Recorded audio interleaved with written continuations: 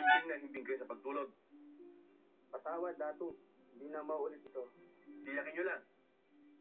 Dahil kapag nakaprofit uli ang inyong bahay, ipagbibili ko kayo sa ibang banwa upang doon kayo maging utusan lamang.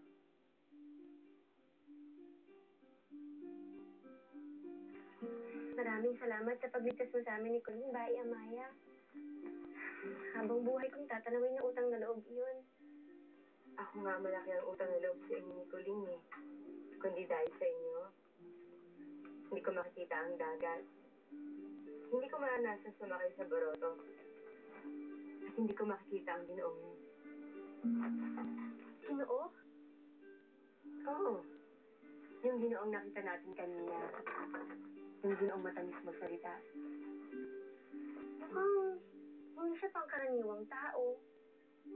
Malamang isa siyang tumao. Kahit sino pa siya, pinakaba niya ako. Alam mo ngayon ko na lang ulit naramdaman.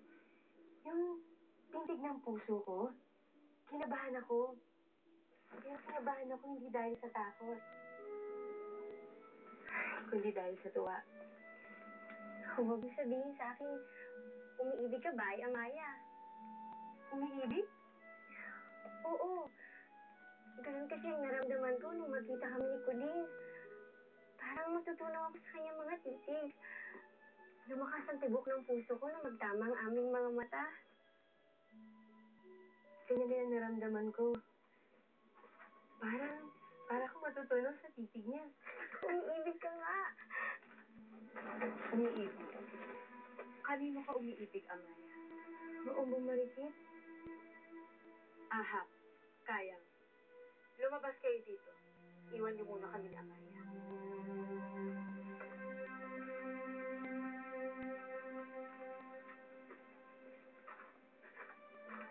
Sino pinag-uusapan niyo ng iyong oripon? Kanino ka umiibig, Amaya?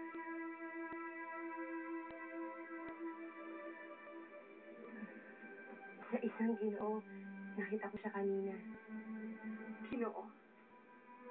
Umiibig ka sa isang Ginoo?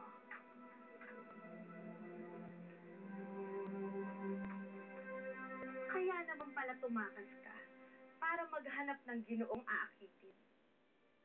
Sa tingin mo ba, iibig din siya sa'yo?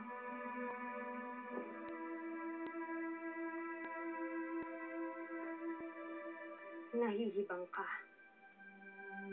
Walang Ginoong iibig sa isang tulad mong may dugong uripon.